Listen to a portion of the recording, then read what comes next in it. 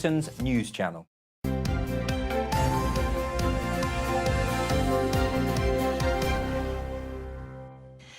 6:39. Very good morning to you. Let's bring you up to date with all of the front pages of the newspapers this morning. The Telegraph lead with the BBC facing a £1.7 billion pension bill due to gold-plated pensions handed to staff. The Express report on Rishi Sunak wanting to see planned protests on Armistice Day banned. And The Guardian, meanwhile, leads with Israel ruling out ceasefire until hostages are freed. The Daily Mail continues to lead on Nadine Dorris's serialised book.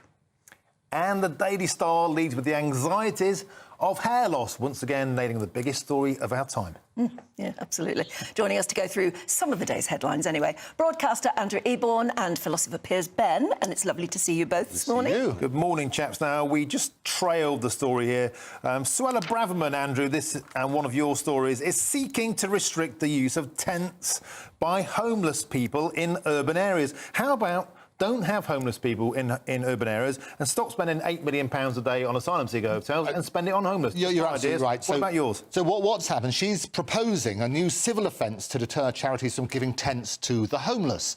So what's going to happen? We've got the King's speech on Tuesday, and they're basically, this is to do with the 1824 Vagrancy Act, which has criminalised rough sleeping and begging. They vowed they were going to get rid of that. The question, however, in 2022, there were more than 270,000 people in England who were recorded as homeless. The question is, what's going to happen if you can't sleep in the tents and so on and so forth? And I live in the heart of London. I see walking around early in the morning, there are lots of these tents in shop doorways and so on and so forth. That is the real issue. It's fine saying these wonderful things, we're going to curb rough sleepers. The way to curb rough sleepers is to address the real issue about how do we get them off the streets, or how do we stop people coming over here in the first place. So there are a couple of issues there. Isn't her argument, or at least part of her argument, that sometimes these tents are misused? Yes. I mean, and not to say it's homeless people who are doing it, but apparently there have been instances of people being dragged inside these tents and abused or hurt, and a bit of, drug taking or nefarious acts are going on inside these tents where obviously you can't see what's going on, and that's her main problem. And I think you're absolutely right, Anne. I think so we need to address that. I always say, look, let's look at the real issue. Grabbing the headlines and saying, well, OK, we're going to get rid of this, and making it a criminal offence, an offence for charities to give people tents, I think is really tricky, isn't it? Or there's a civil offence, rather. It's not criminal. Piers, I want to bring you in here. It seems, I don't know, it just seems quite callous and sort of black-hearted, I think, just to be criminalising homeless people, who oftentimes, they're not doing this through choice, right? They're not choosing to camp out. They'd rather be in a tent than be open to the elements. I mean, as was said, I mean, homelessness is a very complex problem.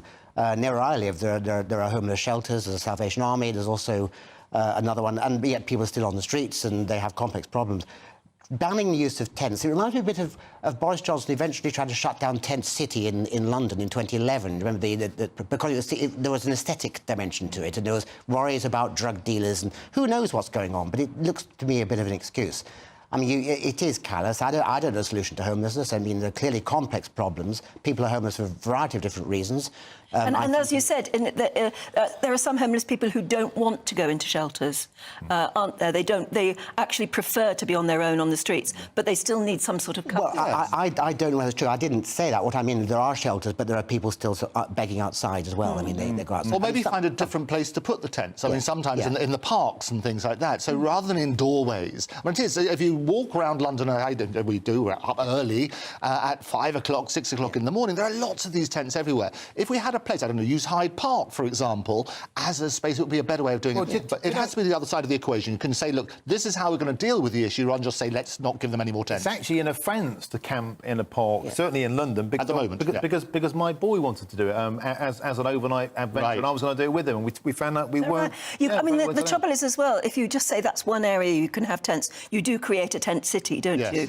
A sort of ghetto where all sorts of crime can go on, as well as much-needed shelter. But also it's they had cold. that problem in Los Angeles, didn't they? Well, they had to terrible try and problem, clear yeah. tent cities. I throughout saw a the homeless city. man I often see actually hiding behind a sort of duvet in a doorway. I asked after him. Apparently he's gone, he's left London now. But there's a human story behind all this. Yes, And he's there looking is. more and more bedraggled. Yeah. But it is a fair point. If you look even at Paris or San Francisco or Los Angeles, these tented cities now are enormous. They are actually thousands and thousands of them. So it is an issue. Maybe they're trying to And nip it's it in not the bud. addressing the real problem of money. You're absolutely. We have to address the real issue about homelessness. How do we deal with that? Just taking away their temporary homes is not the solution. Yeah, good one. OK, Piers, a juicy story here that caught my eye also this morning, and that is Keir Starmer, the Labour Party's stance on Israel is forcing a Muslim voter backlash.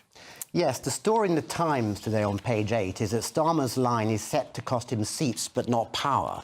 So there's been a calculation. Starmer's been quite clever about this. You remember how a few days ago, was it 2 weeks ago, he got into trouble because he appeared to suggest that Israel was right to stop fuel and water and food from getting the Gaza. He had to backtrack on that because that's clearly clearly is unacceptable, but we have to say more about that.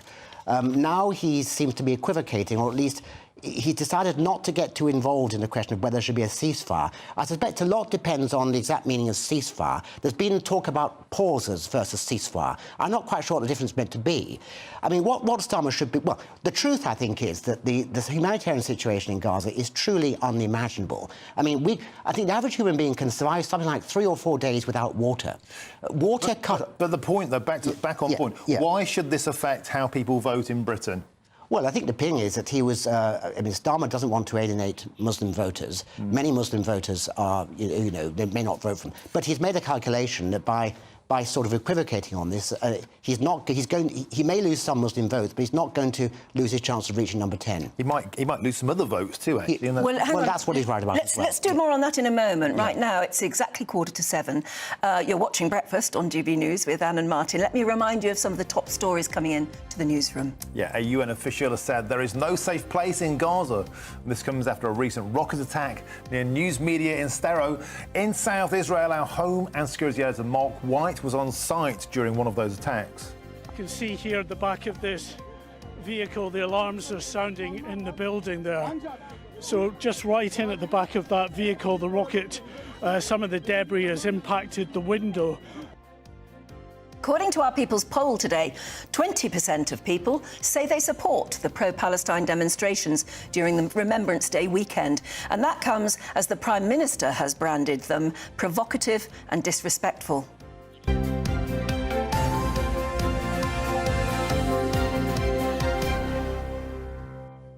And we are still joined by broadcaster Andrew Eborn and philosopher Piers Benn. We just finished off on that Starmer story. Andrew, let's move on to one of yours, still on the Gaza conflict. And this is Israel rules out a ceasefire until hostages are freed. It's a horrible, horrible situation. And every single time... There was a cartoon in the Times a couple of days ago which basically had an Israeli chap putting down his guns and saying cease, and they had behind him Hamas saying fire. And so they're trying to put it on that sort of basis. And it's horrendous, because as soon as you start personalising these sort of stories, there are the hostages there. There are more than 240 hostages are held by Hamas. And Anthony Blinken and others have said, look, hang about, let's try and get them out, or let's try and sort that before we carry on with the offences and so on and so forth. Israel is saying, well, if you do that, they're just going to carry on anyway. Yeah, and also they can move the hostages around. Exactly. And they can regroup in certain areas. So you can see Israel's point of view as well. And also the Israelis keep reminding us, and it's worth reminding ourselves, of what happened on the 7th of October. You must not let that escape your mind. Yeah, 4 weeks today, and in fact that broke on this programme as it happened. Brings on to our next story, one of yours, Piers. We're covering this morning, the People's Poll, the GB News People's Poll. Only 20% supports the protests on Armistice Day. 80% are against them, and that includes the Prime Minister, Rishi Sunak. Yes, the headline, the front page of the Daily Express, hate marches are affront to British values. This is according to Rishi Sunak. And there's a suggestion, I'm not sure whether it's true or not, that Rishi Sunak actually wants the protest banned. I think we need to be very careful before banning things. I mean, there are certain people who love to ban things when who rather get very offended about breach of free speech when it's their own views that are being under attack, but they're very happy to ban people who, when they disagree with them. I mean, the crucial issue here is the Palestinian cause. Well, there are two things. There's the Hamas cause. Hamas is, of course, without any doubt, a theocratic Islamist movement that wants to destroy Israel and to establish this theocracy over the entire region. They've said that themselves. On the other hand, the Palestinian people, some of whom, I don't know how many, but I imagine quite a few of whom support Hamas. Well, they voted them in. They rule the country. Well, I think in 2006 they did. Then they abolished elections, as so often happens to these. So actually nobody knows. But I would imagine a sizable minority, at least, do support them. They are in a truly desperate position. I mean, can you imagine no food, no water, no fuel, anxiety, death, grief, your home's gone. I mean... But Hamas knew this would happen. I mean, they wanted this war, didn't they? Well, they must have known the response. Yes, I think we have to divide the responsibility. I mean, the issue... Yes, Israel is entitled to defend itself against attack, but there's always a question of proportionality. It's perfectly true to say that there's going to be collateral damage in a just war, but one of the crucial components of the idea of collateral damage is proportionality. Yes. And this is not often discussed. How can anything be proportional to what happened on the 7th of October? Well, the point is... I mean, the absolutely disgusting violence that was meted out. I think we're on absolutely all together on that. It's absolutely horrendous, and we should call that out. And there's two important points to make. Is one, first of all, not all Palestinians are obviously Hamas. You work on that sort of basis. But also, and the point you were making brilliantly earlier, Anne, is that using language like it's a hate march is already prejudging this. And what I find really objectionable is that the poison and prejudice that is populating social media is now spilling out onto the streets. Yes. And we used to be a fantastic community here where everybody was combined and we could live together peacefully. Hang on, and it's all getting prejudiced now. Hang on, I'm not so sure that this has been caused by mean tweets. This is a direct precipitation of what happened when Hamas invaded Israel and decapitated, murdered, raped and kidnapped. You're absolutely right on that tweet. Well, no, but it's the language. It's the language of war, which is what Anne's brilliant point earlier. I just worry about the fact that if Rishi Sunak is using the same word, calling these things hate marches, that's not helpful. No, I think you're absolutely right, and it just inflames prejudice. Okay, so back to the point. Should they be banned, these marches, or should we just do something perhaps more moderate, it's a slippery...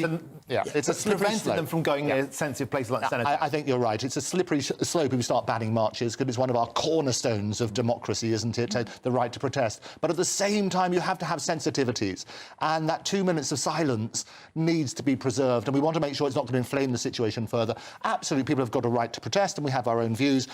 Couching it in certain languages, which is inflammatory, is very dangerous. We want to report the news without fear or favour. At the moment, there's a lot of fear about the language that we use, that we want to be incredibly sensitive, but there's a lot but we of don't fear want to make it worse. The Jewish community, there's been a 650% rise in hate crime. But this word offensive being used, let's ban it because it offends a lot of patriotic people. Well, the fact that something offends someone is not in general a reason to ban something. No, but I worry, don't you? And when you think of, particularly on Remembrance Sunday, of the hundreds of people who've served this country so well and preserved the freedom to protest, will be marching past the cenotaph, wearing their medals, being terribly, terribly proud in the way that we all... I mean, I don't know, watching it always gets me upset. Oh, it does? It gets me upset. I absolutely love it, if you like, because I just think it's a wonderful thing to be so proud of. The idea that could be turned into something horrible and hateful. And it's a big thing. People come from all over the country and the world, actually, to peacefully march past the cenotaph. And they have to be, they have to be held in, where is it, the Royal Horse Guards Parade, and then they process down the Mall and they go past the cenotaph, and then they end up somewhere else. And then they all go out for lovely lunches together. And if that is stopped from being the usual peaceful, wonderful thing, I despair. I really do. I'm totally with you on that one. It's not a matter of disrupting the ceremonies. It's a matter of having a protest somewhere else. And if they fought for our freedoms, as you said, well,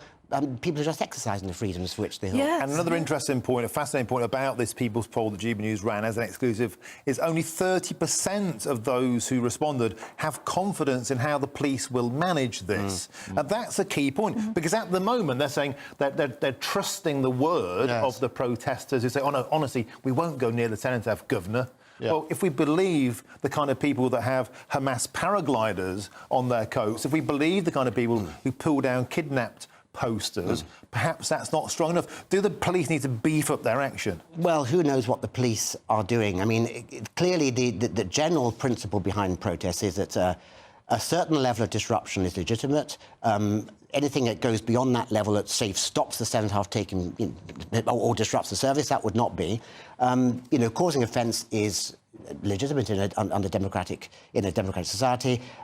Inciting violence or hatred is not. The police have to decide where the line is likely to be drawn. I don't envy them. Yeah. Can I just move us on, because we've only got a minute left before we have to go on to the weather, which is very important for everybody to know. Yeah. Just to something a little lighter. Oh, yes. Well, to the Beatles. I haven't heard the blooming thing yet. I've heard it. I've seen the video as well. But they've now released a video. Yes, they've released a video which got Paul, now at 81 years old, together with some old footage. And at the end, the Beatles will take a bow and they fade out. It's their last song ever, powered by AI, which we'll be talking about in the thing later. And basically what happened, it was an old recording done in the 1970s, and they tidied up the recording of John and his vocals and his piano and so on and so forth. So in the video, you see, and we're showing a still picture here, so you see John in his heyday, and you see in the video, you see Paul as he is now. Correct. Yes. And Ringo. Yes, and George as he sort of last was. That's it. It's on the front page as well of the Times and a number of other papers. And you see there he is, Paul and Ringo as they are now, and obviously you've got the other two as they were then. Is it a bit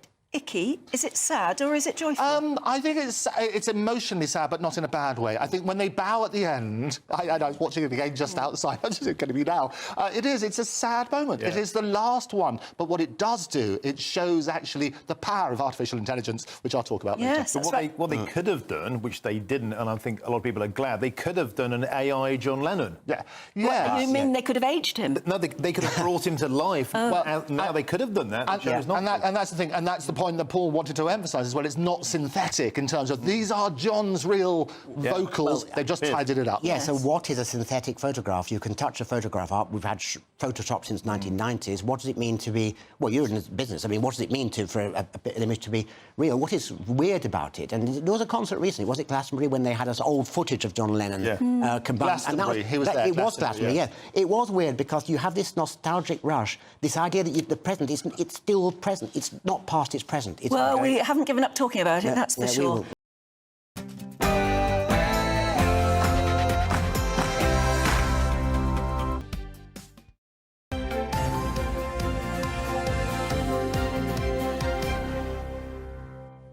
Welcome back. It's approaching 7:49. You're watching and listening to Breakfast with Anne and Martin. And joining us to go through some of the day's headlines, broadcaster Andrew Eborn and philosopher Piers Benn.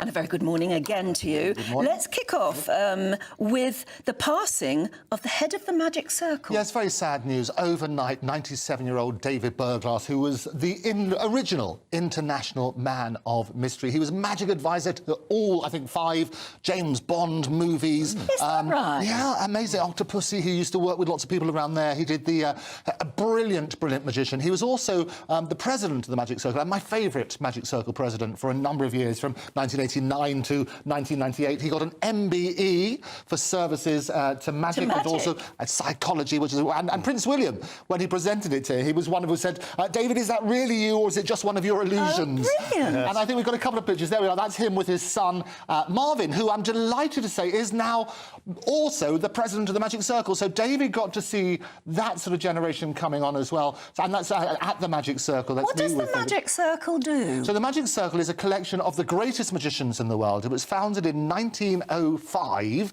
just above Pinoli's restaurant, which is just in the heart of Soho. And I help arrange the blue plaque there. So you can go down and see a blue plaque. We've got Dynamo to unveil it. So, Andrew, I'm detecting you're something of a wizard yourself. Well, I am a member of the Magic Circle. So this, above my poppy, I have a little red badge, which is a member of the Inner Magic Circle, which was given to me by Ali Bongo. Ali Bongo? Do you remember Ali Bongo? Yes, absolutely. And he did David Nixon, he was Paul Daniels and that sort of stuff. So, yes, we have the Magic Circle. We meet regularly around the world. What do you do when you meet? We have all sorts of things from shows. There are shows for the public as well. So we do Christmas shows. There are at-homes. You can come and see close-up magic. There's also something called Breathe, which is basically teaching people, children who maybe cannot communicate in an appropriate appropriate way. Wow. Learning magic tricks is really powerful. Can you do magic? I'll disappear soon, but yes, I can. You don't reveal your secrets. Thank you. I do magic, and that's what we do as well. Right. It's always a joy. How amazing. OK, good. Let's move on to one of your stories, Piers. This isn't magic. In fact, you'll like this not a lot.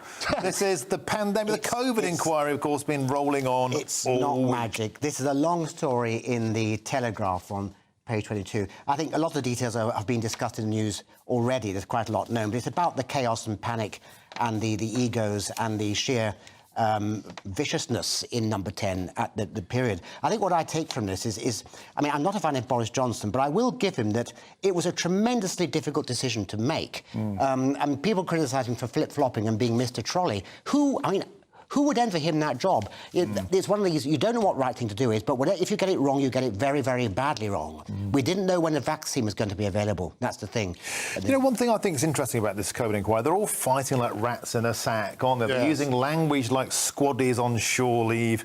It's a very, very kind of unflattering picture all round. But they're not asking the big question, and that is, should we even have locked down in the first place? Or should we have done it in a better way? Instead, it's just a big blame game. Yeah, and that's the problem, isn't it? I always say history repeats itself because we never learn the lessons from history. It's not the first pandemic we've had. The wrongly named 1918 Spanish flu, which was wrongly named because it's after the King Alfonso XIII, because it was publicly sort of talked about his illness. It actually started in Kansas, the Kansas cough, but it followed the same pattern. In a couple of years, it was then the pandemic had finished. We will have more pandemics. What we need to look at is what lessons can we learn to make sure we do the right things in the future. And what does this story give? Is there any indication here of what we can learn, or is this just an overview of how incompetent it seemed more of an overview, but I think we can learn something just by reading it. I mean, it's all well saying we weren't prepared and PPI wasn't there and nobody knew that... I mean, the fact that we didn't realise till 2 weeks too late that the exponential infection rate, but we weren't morally prepared, and that is the most important thing. You mentioned lockdowns. I mean, it wasn't at all obvious what we should do. Lockdowns were there to prevent disease and illness, but they also had a cost. It meant that people couldn't go to church, schools. We hadn't factored that in. We need moral preparedness, and that next time, when there will be next time, we'll have that. But one of the biggest lessons, of course, is that everything you ever say to anybody will end up in the hands of the person you least want it to. So be very careful what you say. Do we have very quick time for the King Charles cake? I love this. This is a fantastic story. The finishing touches are applied to a life-size cake figure of King Charles III. Have we got it? Have we got a picture of the cake? By Emma Jane, and it's on display at the Cake International Show at the NEC in Birmingham. Isn't it glorious? Victoria had a sponge. Charles has got this wonderful cake. If you're listening on the radio, at the moment we're just seeing the head and shoulders, but it is a life-size image in cake and sugarcraft, and it looks absolutely astonishing. It's way too good to eat, though. It'd be a travesty to eat that. Why? And as somebody who met him only last week... Oh, you did, didn't you? As one does. Can I just drop a name and say, it looks remarkably like him? It does look like him, absolutely. OK, guys, we have Andrew to leave Pierce, it thank you there. very much indeed. Right.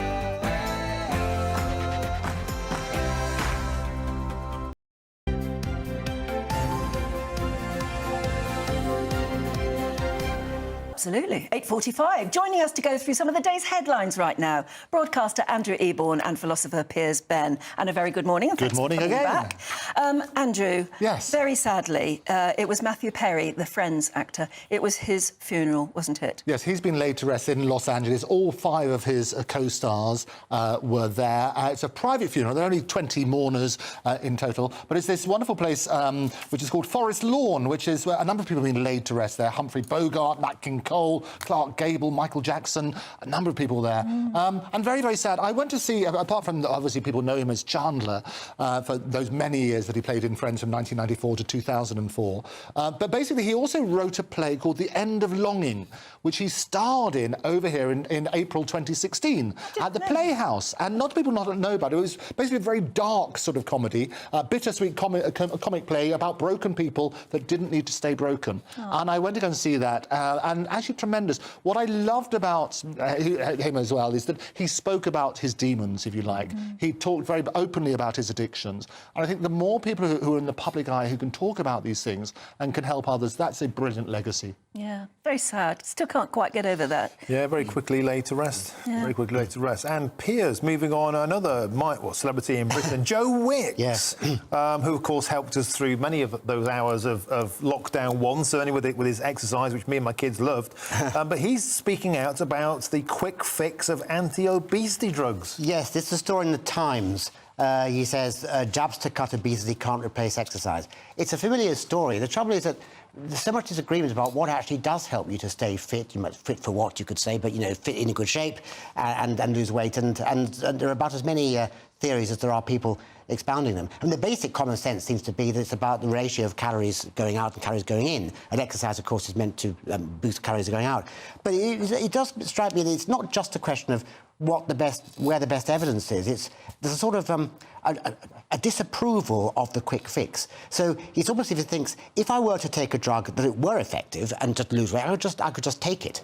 But actually it makes a lot of sense to take a drug, just if that were the way to do it, because otherwise you're wasting your time exercising when you could just be living. What about the benefits to your heart, to your circulatory system? What about the mental health benefits, the serotonin? If it works, it works. Yeah. If it doesn't, then... Well, if you gain 5 minutes of life for every 5 minutes you spend on a treadmill, it's just, you're sort of, basically, the time, and there's no other reason at all for being on a treadmill apart from, you basically might as well not spend the time on a treadmill and have a slightly shorter life, because you're wasting the rest of it on a treadmill. Well, it's changing of lifestyle. That's the key. So these drugs can help you change your lifestyle to make. And you're right. It's input in, output out. It's too easy to be snobbish about this. Exactly. If some of these drugs work for people and actually help them, as you say, lose a bit of weight so they can actually exercise, then don't be snobbish about it. They just don't work. I don't think it's a case of being snobbish. I think, don't forget they were developed for medical purposes, for those who are chronically obese and with thyroid issues, but they since have become a lifestyle choice of those who just want to look trim, maybe for Instagram, the celebrity circuit. Even Jeremy Clarkson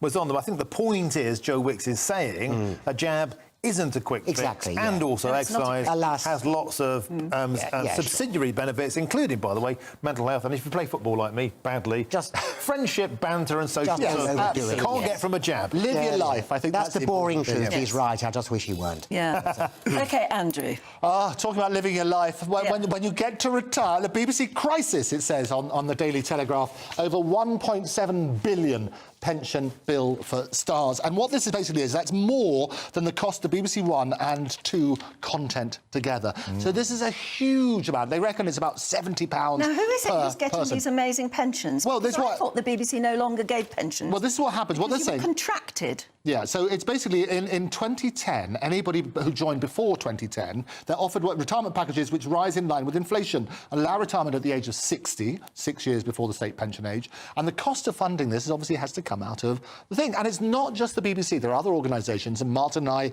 were talking about this in the break, occasional break. Tell us about that, Martin. That's right, because when I was an MEP, one of the things that we highlighted was the massive pension bill of the European Union. So anybody who's ever worked at the European Union, every MEP, if you're there for a certain amount of time, that includes your staff. Yes. And the pensions bill, the public liability, paid for entirely by taxpayers of every member state, is the single biggest expense of the entire European Union forever. Yeah, and it's getting bigger and bigger. The years you were an MP, you had a pension.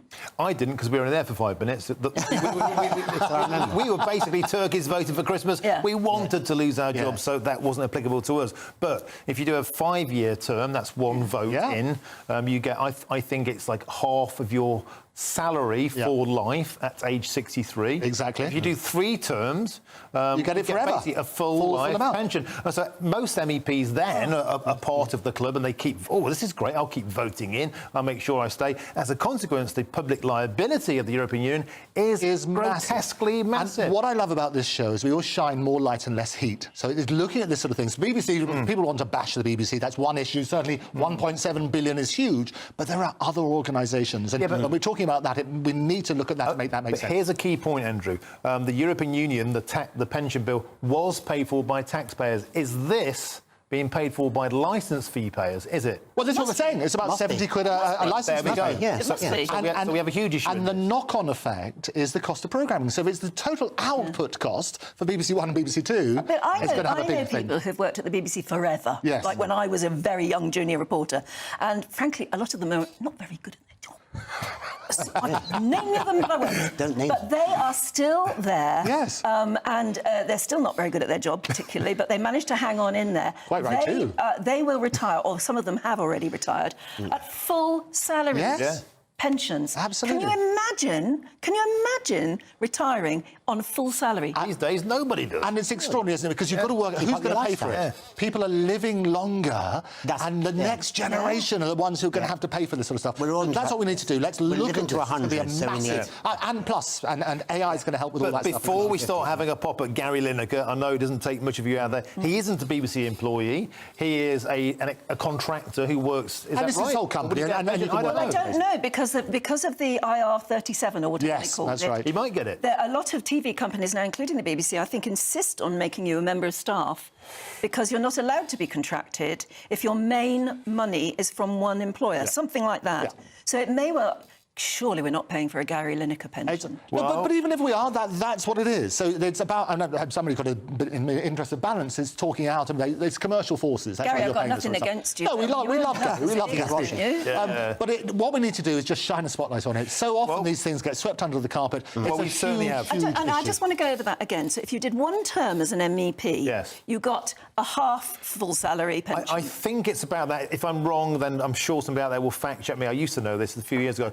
It's like for each 5-year term, you get a tranche more as you go on. And I think if you do 3 terms, which is pretty commonplace, then most MEPs do that. Nigel could help unpack. But you were there for 5 minutes. Then you talk get, to Nigel about you it. get full salary for life, index-linked pension. It's about £113,000 It's a lot. a year. It's huge amount at the moment. We should all have stood as MEPs. Well, let's do that. Too late. Apart from mugs like me who wanted to get fired. Hey. They wouldn't fire you.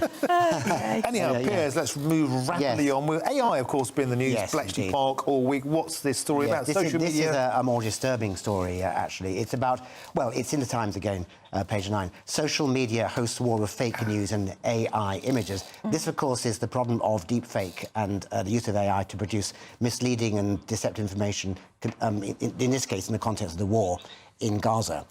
We've all known that, photographs can be manipulated, lies can be told. The old adage that the truth's the first casualty in war. So in a way, it's nothing new. But this is a particularly insidious and sophisticated way of doing it because you can have these deepfake images of either things that never happened at all, or things being staged by, or they've been what happened elsewhere. What happened else years ago are then made to look like. I mean, we're going to be talking a bit more about that later on in the programme with Andrew. Can I move us very quickly on because we said we would about the King and Queen who are still in Kenya, or are they still in Kenya? It was last night, yeah. There was torrential rain, but they refused to let torrential rain dampen their mood as they took a fun ride in a tuk-tuk, and there they are. Beautiful. That's glorious, isn't it? I love that. Long to reign over us, they should say. It's got to be good. And on that bombshell, we have to go to the weather. Thank you, Andrew Piers. Wonderful. Thank you. We'll be back.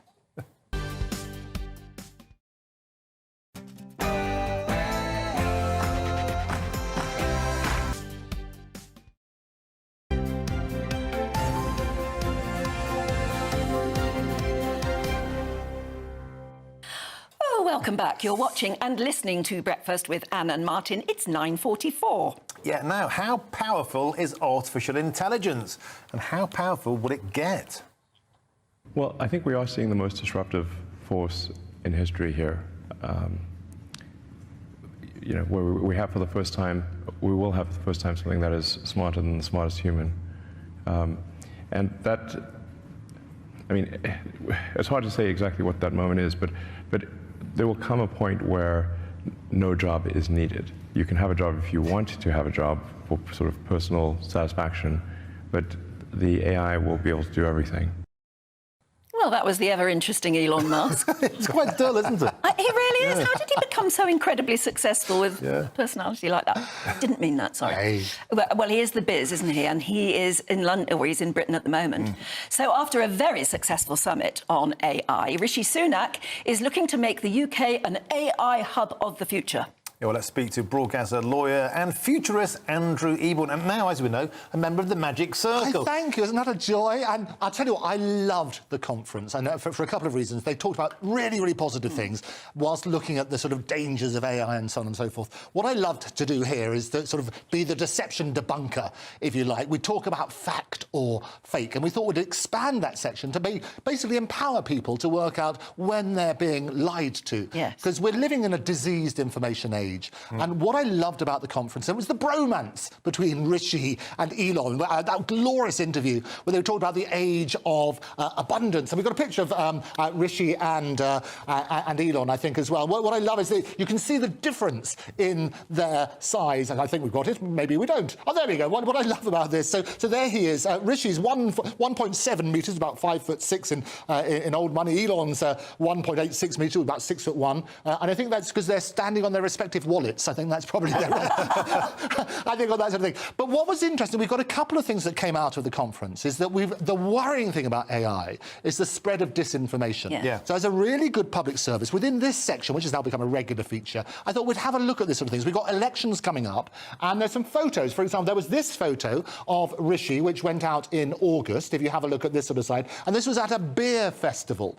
And what happens here, he was do you remember this one? I remember, he was pulling a pint. Now, what's interesting about this is you can't quite see because of the fake or fact. Let's lose that strap off the bottom and we'll see the strap beer. off the bottom, but it was the imperfect pint. It had too big a head. There we are, thank you very much. And you've got the person behind him looking askance. Yes, well, you can't pull a what pint. actually happened, and this was posted by a person in Hull as well, it was the Labour MP for Kingston upon Hull, is Carl Turner, posted this saying, they don't do this up north, you know, it's an imperfect pint, you can't vote for this man. This was the original photo, which was doctored. You see, that's what it looked like. So what happened? It got posted everywhere, and that sort of basically... So, the imperfect pint wasn't the truth? No, it wasn't the truth. Wasn't that shocking? So what they basically did, and actually this was the ruse pulled previously on Matt Hancock, who had a pint of Guinness. What they're trying to say is the Prime Minister is so hopeless he can't even pull a pint. And they gave the woman in the background a startled look. Yes. So you can see on the right, she's like, oh my God, who's this fella? But she didn't actually do that in real life. So the whole thing is to debase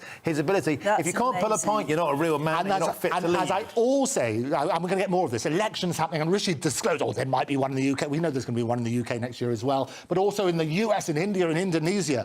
All these elections question everything, I always say. But there's some fun things. At AI, we've got a couple of things. You've got the wonderful bromance, not just Rishi, but Mark Zuckerberg and also Elon Musk. There they are, hand in hand. Isn't that glorious on the beach? And the sort of wonderful bromance there. Of course, those are generated by AI. Yes. But what we thought we'd do here is actually turn this into a bit of a competition. So there's a couple of images that I want to show you. And Martin and Anne, this is up to you. It's the Andrew Eborn's Fake or Fact. Yes. So, roll music, fantastic. So this is the first one then. Is this a real photo of an American family displaying their guns? So we can pull that photo up there. Right, That's real. I've seen that before. It's real. There's a couple standing in front of their house, and the entire yard in front of them, their front yard, is covered in guns. Martin says that's real. What do you think, Anne? Well, I could not know, but it's so... Oh, and their roof as well is covered The in roof, guns. and they've got the little child there on the little bicycle. What do you reckon? It's real. Fake or fact? I hate to say it, but it's probably real. Well, I have to say you're both absolutely correct. Well, it is in fact real. And what it was, it's a real photo, and it was headed, "This is mental illness." It came from an authentic Gabrielle Gallimerti, who's did a series called The Ameriguns. Time for one more quick one. Okay, one really quick one. Okay, very quickly then. Is this a photo shot of a dead Gazan body miraculously texting from inside a body bag? Can we just pull that one up? Because sadly, this is what's happening about the Pallywood, they call it. Right. So and this has we've got over 1 million views. Do you think it's fake or real? So has this been deliberately put out, basically to stir up things? Yes. Is it? Do you think it is? So you think it's true? I think it's fake. It's faked out, yeah. So you think it's a true picture? So actually, the reality is, it is in fact a true picture, but not of Gaza. It was in fact from a Halloween competition in Thailand several years earlier, 2022. The spread of disinformation. Be careful out there. Question everything. As you say, do not believe every picture you see. Just don't. And if you come across one that you don't know whether to believe or not, send it to us, gbviews@gbnews.com, and we'll put Andrew in charge of finding out whether it's I'll be delighted fake to do or that. fact. Great stuff. Thank you, Andrew. Always a pleasure.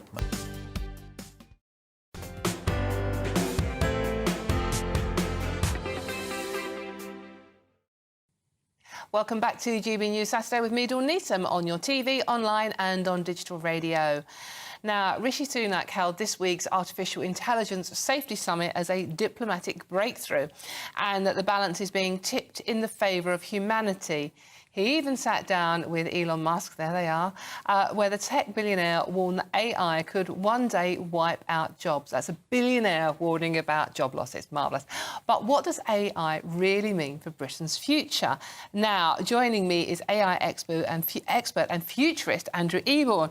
Andrew, thank you so much for coming in to join us. I love talking to you because you really understand this stuff. And I'm scared of my mobile phone. I don't even know how that works.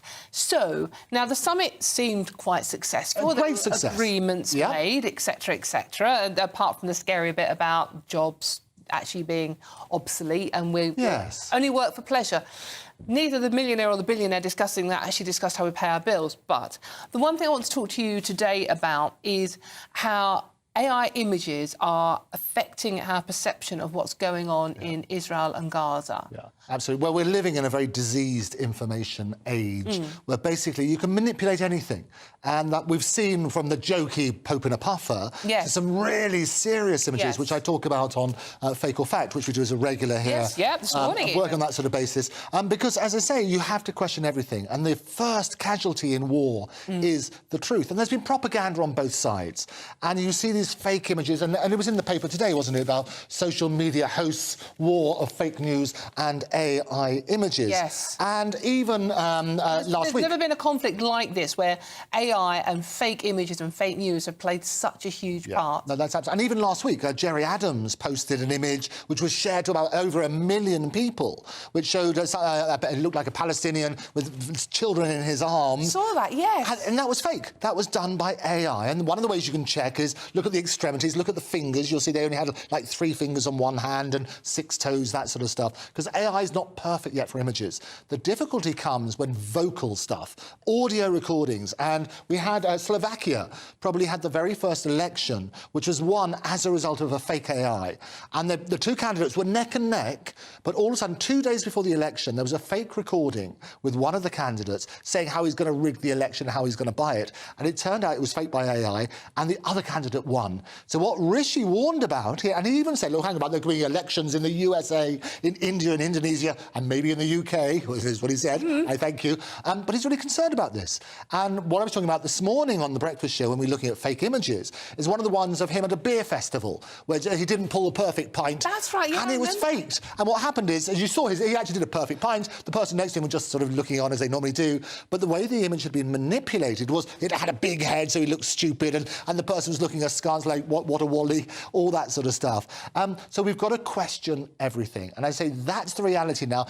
They all say the camera doesn't lie. Well, that's the biggest lie of all. The camera is lying to us, and we need to make sure we have the tools to make sure we question that. So, but how do ordinary people question it? How do I get an image on here? Well, unfortunately, we're running out of time very quickly.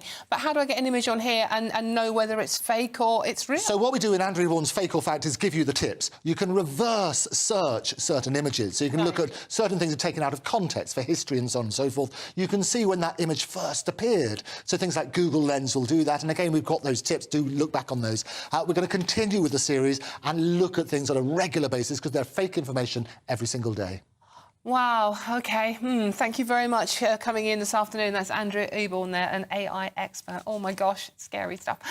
Right, now, Andrew's not scared. I'm scared, by the way. He knows what he's talking about. Who is it? We're here for the show. More energy this time! Welcome to the Dinosaur Hour. I was married to a therapist. And you survived? I thought we were getting Hugh Laurie, second best. You interviewed Saddam Hussein. What's that like? I was terrified. I'm playing strip poker with these 3. Ah! No, thank you. My CDs need to be put in alphabetical order. Are you going to be problematic again? The Dinosaur Hour. Sundays at 9 on GB News.